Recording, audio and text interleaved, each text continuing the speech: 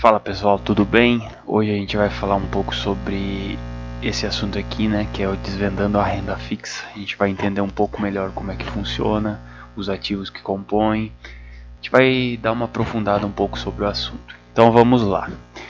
Bom, antes de começar, como sempre, né, as opiniões aqui contidas, elas não necessariamente representam a verdade. É um compilado de informações que eu mesmo monto. E para maiores informações, eu julgo ser necessário que você vá atrás e busque suas próprias conclusões, né? Bom, dando continuidade, os conteúdos que a gente vai ver é o que é a renda fixa. Deixa eu pegar meu apontador a laser. O que é a renda fixa? O poder dos juros compostos, a rentabilidade dos ativos, reserva de emergência e oportunidade, indexadores de tributação, títulos públicos, títulos de emissão bancária, títulos de dívida corporativo, a curva de juros e o risco e o FGC, né?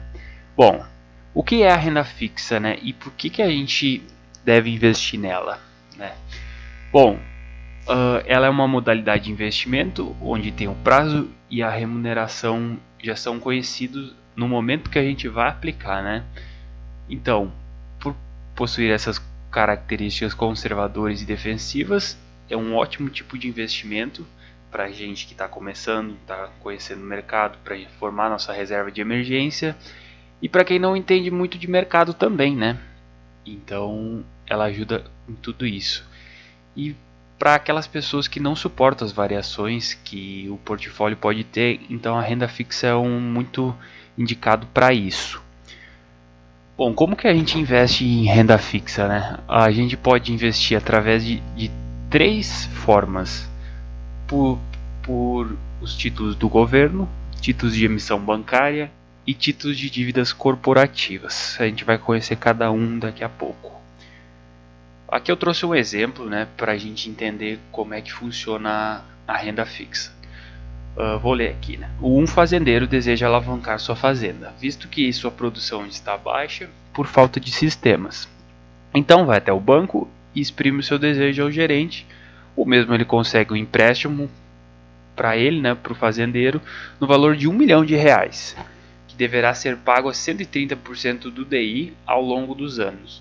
O banco então ele emite uma LCA a 105 do CDI, onde os investidores irão comprar essa dívida para financiar o fazendeiro. E 25 é o spread, né? A diferença entre este e esse. 130 menos 105 dá 25. E esse 25% fica para o banco por fazer a intermediação. Então, imaginando que eu sou um fazendeiro, eu vou lá e capto esse empréstimo de 1 milhão. Eu vou pagar 130 do DI. E o banco, o que ele faz? Ele vai emitir uma nota que se chama LCA, né? Letra de Crédito do Agronegócio, a 105 no mercado. O pessoal, os investidores vão lá e compram.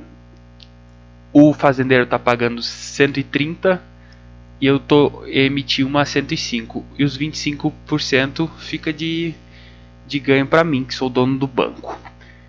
Então é dessa forma que funciona o mercado de capitais. Tem a figura do poupador e do tomador de crédito, onde cada um empresta um para o outro, né? E as instituições financeiras elas acabam fazendo o intermédio.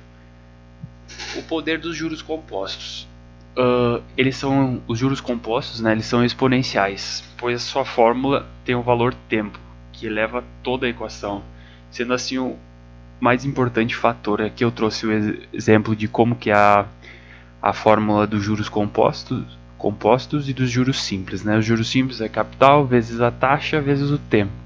Já juros compostos é diferente, né? A gente pega o capital, mais a taxa elevada ao tempo. Isso faz toda a diferença. E aqui, antes de dar sequência, eu quero mostrar um exemplo para a gente entender como que faz a diferença. Bom, o João, ele investirá R$ 10.000 e conseguiu um investimento em seu banco a uma taxa fixa de 10% ao ano.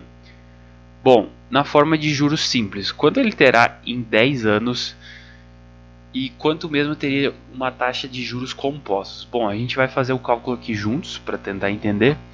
10 anos são 120 meses, né? Então, vamos lá, juros simples primeiro. A gente pega o montante, que é 10.000 vezes a taxa, que a gente vai transformar aqui, a gente vai primeiro transformar ela em decimal para a gente conseguir fazer a conta. Calma aí. Transformando isso aqui vai dar 0,10, né? Então vamos lá de novo. Bom, dando sequência, a gente vai pegar o nosso capital vezes a nossa taxa vezes vezes o nosso tempo, né? Que a gente vai ter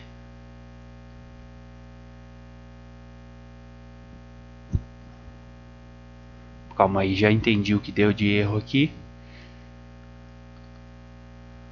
Aqui a gente vai ter esse valor aqui no final de 10 anos, né? 120 mil reais. Agora a gente vai fazer a conta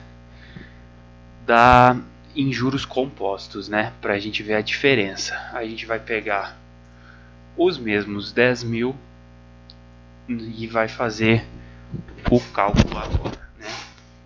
Que é 1 mais a nossa taxa, que é 0,10, 0,1, né? E agora a gente vai elevar ao tempo. Então, vamos fazer aqui. Faltou a referência. Elevado ao tempo, que são 120 meses, né? Deixa eu ver o que deu de errado. Vamos colocar aqui 10 mil.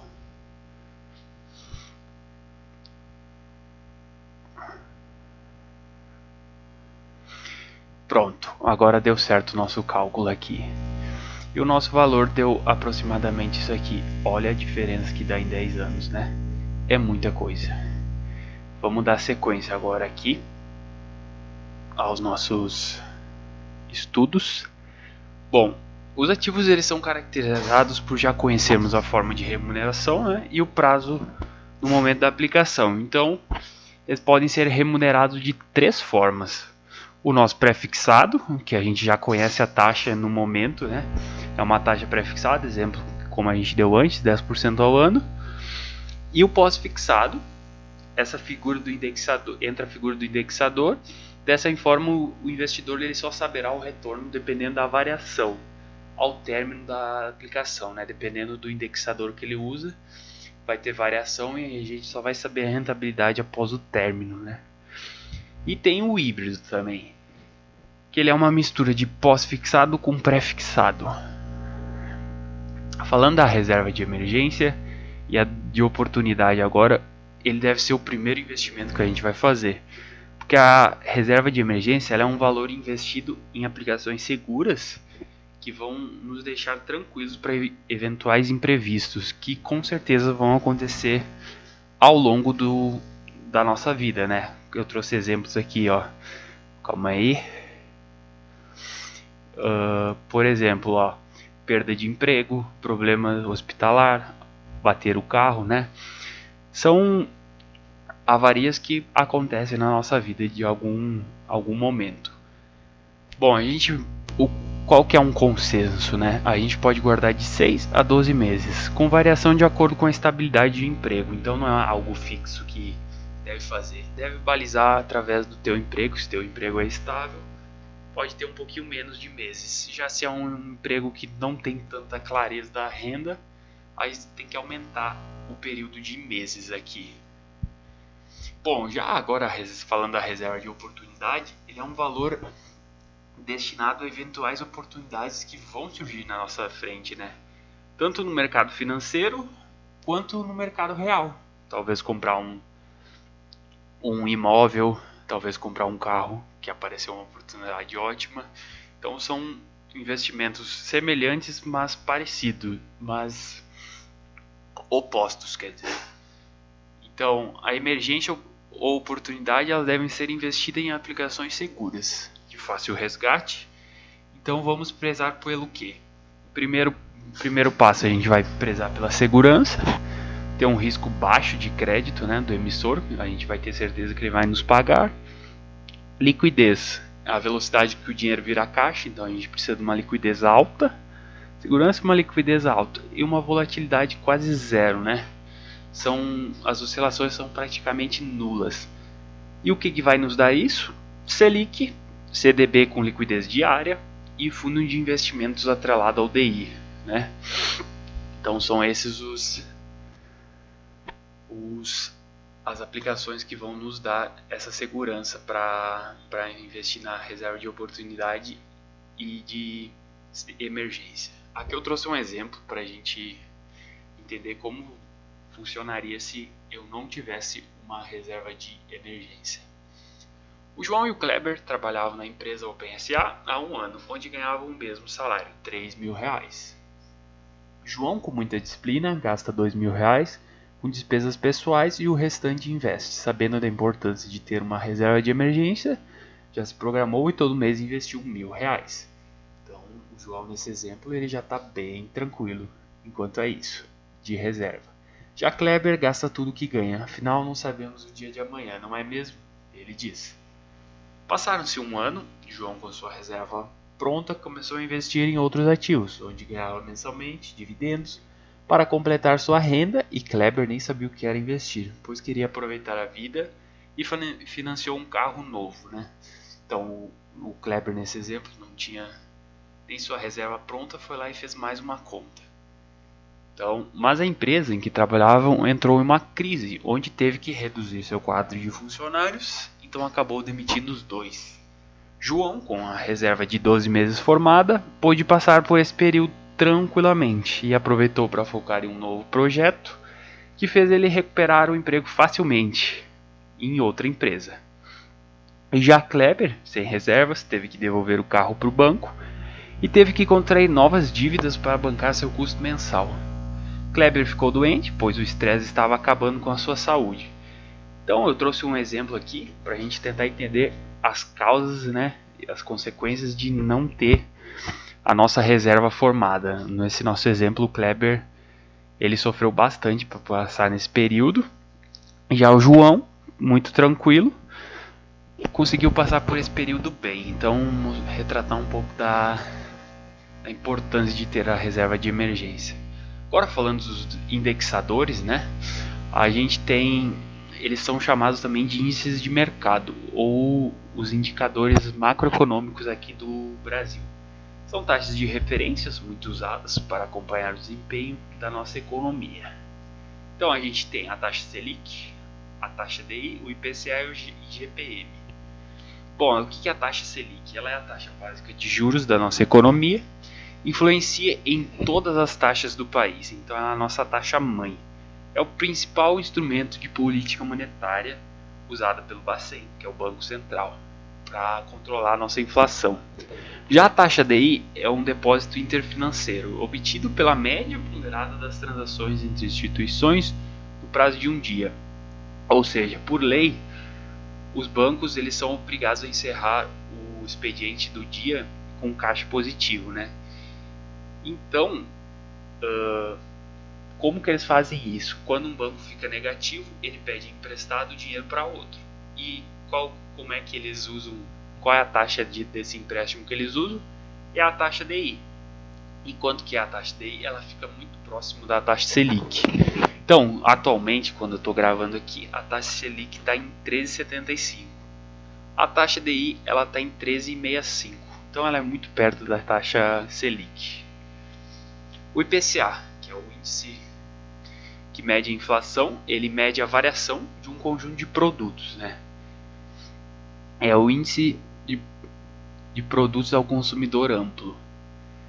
Ele mede produtos e serviços comercializados no varejo, referente ao consumo das nossas famílias. Então ele mede, se eu não me engano, em 23 capitais ou 20 capitais do Brasil para saber o custo de vida. E o IGPM, o que é? Ele é composto pela média aritmética de 3 outros índices, que é o IPA, índice de preço ao produtor amplo, IPC, índice de preço ao consumidor, e o NCC, que é o índice nacional de construção civil. Aqui eu trouxe alguns dados do que cada um representa no índice, né? O IPA do que representa no GPM, né? O IPA é 60% do índice, o IPC é 30% e o INCC é 10%. Então o IGPM ele é muito usado para reajustar contratos de aluguéis, contratos de energia elétrica, por causa desses 3 dados aqui. Falando da tributação, a gente tem alguns títulos, né, eles são isentos. Já outros eles sofrem com a incidência de IOF e IR. Aqui eu trouxe uma tabela de IOF para a gente entender. É uma tabela regressiva. No primeiro dia a gente vai pagar uma alíquota de 96% sobre o nosso rendimento. Já no último 30 a gente paga 0. Por que ela funciona dessa forma? Para justamente incentivar a investir. Então a gente pode ver que quanto mais tempo a gente deixa investido, menos IOF é pago. O imposto de renda é muito semelhante. Até 180 dias a gente tem uma alíquota de 22%. Já agora acima de 720 dias a gente cai para uma alíquota de 15% sobre o nosso lucro. Justamente para incentivar a deixar investido e a investir. Agora falando um pouco sobre a tributação em fundos, a gente tem a taxa de administração, ela é cobrada mensalmente. Em ativos de renda fixa em torno de 0,5% ao mês sobre o patrimônio líquido. A gente tem o Come Cotas, que é uma antecipação do imposto de renda. Ele é cobrado nos meses de maio e novembro. A taxa de performance, alguns fundos eles não cobram. Caso exceda o benchmark, você pagará um prêmio ao gestor. Você está pagando um prêmio por ele ter rentabilizado mais do que os índices, né? Geralmente, fundos de renda fixa não cobram taxa de performance também. E tem a taxa de custódia, que ela é cobrada pela B3 para guardar os títulos e manter as informações. Por exemplo, os títulos de renda fixa que tu vai ter, a B3 ela vai cobrar uma certa custódia para manter esses dados organizados para você. Falando dos títulos públicos, eles são emitidos pelo Tesouro Nacional. Tem por objetivo captar recursos para financiar atividades do governo. Atualmente são 5 tipos de títulos do Tesouro. Começando tem o Selic, tem o pré-fixado com juros semestrais, IPCA+, e tem o IPCA+, com juros semestrais. Tesouro Selic, né? Antigamente era a LFT, Letra Financeira do Tesouro. A remuneração é dada pela variação da taxa Selic diária. Ótima opção para reserva de emergência, como a gente falou antes. Selic é uma ótima opção para reserva de emergência, porque ela tem oscilações quase nulas e crescentes. Tem o pré-fixado, LTN, Letra do Tesouro Nacional. Ela pagará uma taxa acordada no início da aplicação. Paga o valor investido mais a taxa no resgate.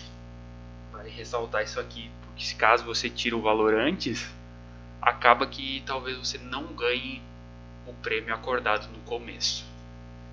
Já o Tesouro Pré-fixado com juros semestrais é a nossa NTNF, a Nota do Tesouro Nacional Série F. Pagará a taxa acordada ao vencimento com acréscimo de cupom semestral. Então todo semestre, nos meses de julho ou junho e dezembro, a gente pagará um cupom semestral com juros para você deixar lá investido. O IPCA é a nossa NTNB, Nota do Tesouro Nacional Série B principal. Ela pagará a variação da inflação no período da aplicação mais uma taxa pré-fixada. Então é muito interessante para a gente se proteger da inflação esse tipo de título, porque ele vai te pagar a inflação mais uma taxa pré-fixada. Então é ótimo. E tem o Tesouro IPCA com juros semestrais. NTNB, Nota do Tesouro Nacional, Série B, só que essa aqui é a principal e essa não. A mesma coisa da anterior, ela pagará uma taxa, pagará a inflação no período, mais uma taxa pré-fixa. E com acréscimo de cupom semestral. O cupom semestral é um juros, né? Agora falando dos títulos de emissão bancária, eles são títulos emitidos por instituições financeiras. a gente pode falar da poupança, do CDB, LCI, LCA, LC e LF. A poupança ela é isenta de IR, pagamento de juros no mês versário. O que isso significa? Que se você investir na poupança, investir entre aspas, né, porque não é considerado investimento. Se você investir no dia 30, você só vai ganhar juros no dia 30 do mês seguinte. Se você tirar no dia 29, você não vai ganhar juros, vai ganhar juros somente sobre o montante que tiver lá. Então esse que é o problema de investir na poupança. Quando a Selic está acima de 8,5, ela vai te render 0,5 ao mês, a poupança, mais a taxa TR, que hoje atualmente é quase zero. Já quando a Selic está abaixo de 8,5 ou igual, ela vai te render 70% da Selic mais TR. Essa regra ela entrou em vigor a partir de 2012. O CDB, Certificado de Depósito Bancário, é um instrumento de captação de recursos bancários, né? Então o banco vai lá e ele emite esse título para captar recursos para a própria instituição. Ele tem a rentabilidade pré, pós e híbrido. A tributação é a tabela regressiva de IR e IOF, e a liquidez tem diferentes características. Pode ser diária, pode ser mensal. Então vale a pena dar uma pesquisada sobre qual você quiser investir. LCI e LCA, a letras do crédito imobiliário e letras do crédito do agronegócio. Ele é um instrumento de captação voltado para o setor imobiliário e para o setor do agronegócio. As suas rentabilidades também, pré, pós e híbrido. Tributação possui isenção fiscal. Por que possui isenção fiscal? Porque LCI e LCA elas estão investindo em setores chaves da nossa economia, né? São setores que movem a economia, então por isso que elas são isentas. E a liquidez também é de diferentes características. A LC, que é a letra de câmbio, semelhante ao CDB, porém emitidos por sociedades de crédito. Rentabilidades também, pré, pós híbrido, tabela regressiva de IR e IOF e diferentes características. LF é a letra financeira, instrumento de captação para médio e longo prazo. Também como os outros, a sua rentabilidade é pré, pós e híbrido, a tributação é regressiva de IR e IOF e tem diferentes características de liquidez. Agora, os títulos de dívida corporativos são títulos emitidos por empresas privadas, no geral para o desenvolvimento de novos projetos, capital de giro, entre outras finalidades. Seus principais emissores são o setor de energia, do saneamento, transportes e o agronegócio. Aqui a gente vai falar das debêntures incentivadas, dos CRIs e dos CRAs. Bom, o que é uma debênture para começar? É um instrumento de captação com o objetivo de financiar novos projetos. Então eu tenho uma empresa, eu não quero emitir novas ações, fazer um follow-on. Eu vou fazer o que? Eu vou emitir debêntures e jogar no mercado para captar novos recursos para viabilizar os projetos sem adquirir dívidas também no banco, eu digo, porque a debênture é uma dívida que a empresa tem. As rentabilidades que a gente vai conseguir é pré, pós e híbrido. Tributação é a regressiva de ROF e a liquidez também tem diferentes características. Ela pode te pagar no meio do processo ou só no final do prazo de investimento. E tem as debêntures incentivadas. É a mesma coisa que a anterior, né? Tem um objetivo de capitalização, né? E financiamento de novos projetos. A rentabilidade é pré, pós e híbrido. Já a tributação, ela possui isenção fiscal, é diferente dessa. Possui isenção fiscal, pois ela vai financiar projetos de infraestrutura para o país. Então isso é muito comum, as debêntures serem incentivadas no setor de saneamento, setor de energia elétrica. Então é muito comum que elas sejam debêntures incentivadas com isenção fiscal. E a liquidez também elas possuem diferentes características. O CRI, o que ele é? Ele é um certificado de recebíveis imobiliários. O que ele significa? Ele é um título securitizado, que ele é um processo de empacotar recebíveis e distribuir ao mercado. Então a CRI é com lastro no setor imobiliário. O que significa um título securitizado? ele é mais ou menos o seguinte: eu tenho uma empresa de uma construtora e eu estou construindo um prédio. E eu estou vendendo os apartamentos, mas a maioria do pessoal compra a prazo. Então o dinheiro total só vai entrar no final do processo. Existe uma empresa que vai lá, que é uma securitizadora, ela compra esses títulos de dívida, paga todo o dinheiro que eu preciso para dar o giro na minha empresa e ela emite uma CRI ao mercado. Então as pessoas vão pagando para ela, enquanto que a securitizadora já pagou para a construtora.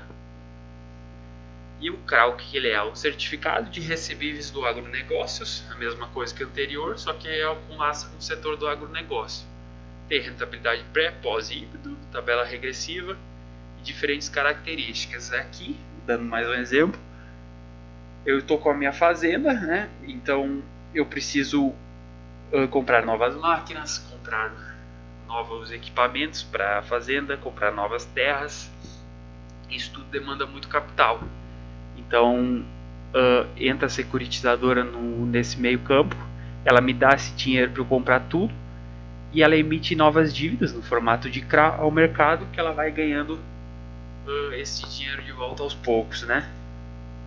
Agora falando da curva de juros, é a relação entre a taxa de juros de títulos da renda fixa com o mesmo risco de crédito, né? Que é o nosso mesmo emissor, que no caso é os títulos públicos do governo, mas com diferentes prazos de vencimento. Então vamos imaginar que a gente tem uma NTNB com prazo de 2035 e outra NTNB com prazo de 2045. Provavelmente elas terão duas taxas diferentes de prazo e vai existir um spread entre as duas. É importante para o investidor, pois permite análise do nível de prêmio que determinado título lhe oferece em relação aos títulos sem risco. Reflete também o humor do mercado e as expectativas que ele tem sobre a taxa de juros, como é que vai andar a economia, como é que vai andar a inflação. Como eles influenciam os ativos de renda fixa? Os movimentos da curva, eles influenciam as taxas praticadas no mercado de títulos. Ele serve de base para as empresas elas emitirem debêntures, CRIs e CRAs e utilizado na precificação de ativos no geral, porque uma taxa DI elevada, né, um DI futuro elevado, a gente tem muita fuga de dinheiro da bolsa de valores, que acaba precificando os ativos no geral. O DI futuro forma a curva de juros. E o DI futuro, o que ele é? Ele é um acordo de compra e venda sobre a perspectiva da taxa de juros no período do início da negociação até uma data futura, com base em uma data de vencimento estabelecida no contrato. Bom, então, o que isso significa? Existem pessoas que ficam o dia inteiro na frente do computador negociando a expectativa da taxa DI futura. Então, eu estou esperando que a taxa fique em 7 daqui a 2 anos, você espera que ela fique em 8. E aí a gente negocia e assim que vai se formando a curva de juros. O mercado estima e negocia a trajetória da taxa Selic para algum prazo no futuro. Foi isso que a gente falou. Bom, o que significa uma curva normal crescente? Inclinação positiva com leve inclinação, uma progressão suave na curva. O que ela pode significar? Custo-oportunidade de credor aumenta com o tempo, portanto a taxa de remuneração ela deve ser maior, ou seja, a taxa de juros vai subir. O risco de crédito se eleva com o tempo, vai fazer com que a taxa suba para a gente correr esse risco, né?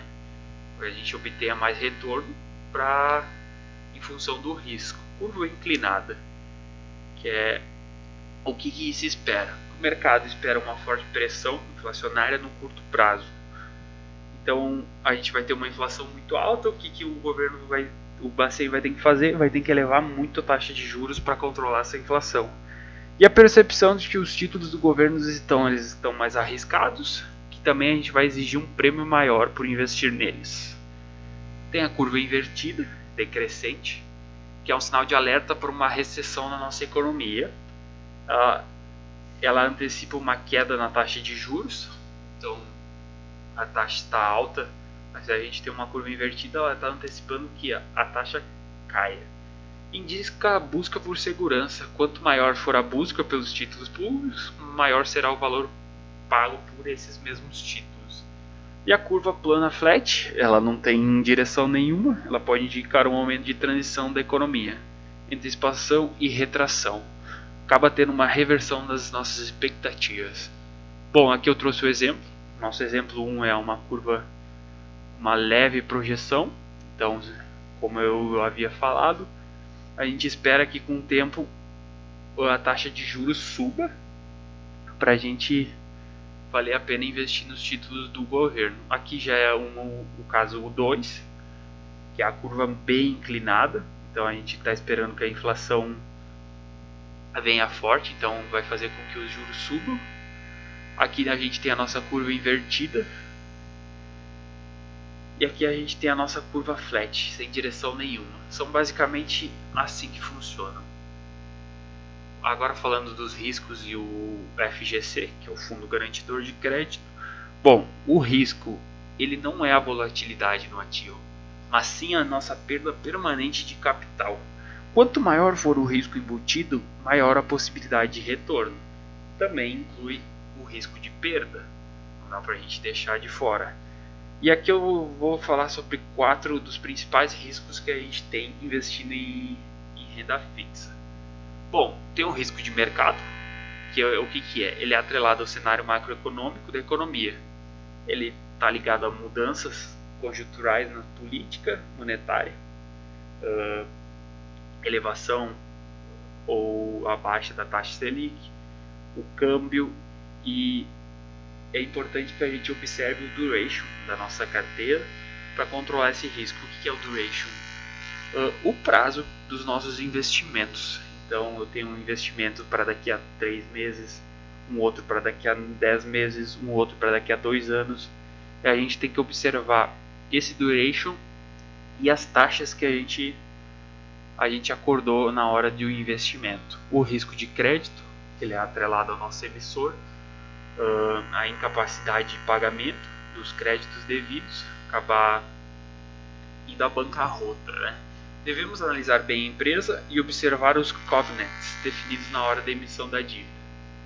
O que são os covenants? São acordos que, a partir do momento que acontece tal fator, ele vai acabar não te pagando mais o que foi acordado. Por exemplo, suponhamos que a taxa de inflação chegou a 10% ao ano e um covenant da empresa que eu quis a debenture estava escrito lá: a partir do momento que a taxa de inflação chegar a 10,0%, nós vamos suspender o pagamento para reestruturar a empresa, para prevenir que ela se endivide demais. Então é importante que a gente observe isso na hora de investir. Tem o risco de liquidez, que é a indisponibilidade de compradores para os nossos títulos, e o risco de reinvestimento, que pode ser o fato da gente não conseguir reinvestir o que a gente conseguiu com as mesmas taxas ou com aplicações melhores. Este é um dos riscos da renda fixa. Agora falando do FGC, é o Fundo Garantidor de Crédito. Ele tem por objetivo proteger nós, investidores, de uma crise bancária. O fundo ele é composto por recursos depositados periodicamente por instituições financeiras associadas. Bom, o que ele garante? Ele garante uma proteção para a gente de R$250 mil por CPF, com teto de 1 milhão a cada 4 anos. E o que ele está cobrindo, né? Ele está cobrindo a poupança, o CDB, LCI, LCA, LC, LH e RDB. O que significa? Eu investi num banco XYZ que eu não conheço. Então eu não sei quais são os riscos, mas eu vi na hora do investimento que ele é protegido pelo FGC. O que isso vai me significar? Que se eu investir 250 mil e o banco quebrar, não ter condições de me pagar, o FGC vai lá e vai me depositar o valor que eu acabei perdendo por ter investido nesse banco. Então é um ótimo mecanismo de proteção para investidores de renda fixa. Bom, essa foi a aula de hoje, um pouco longa, e obrigado a todos que assistiram. Muito obrigado e até mais.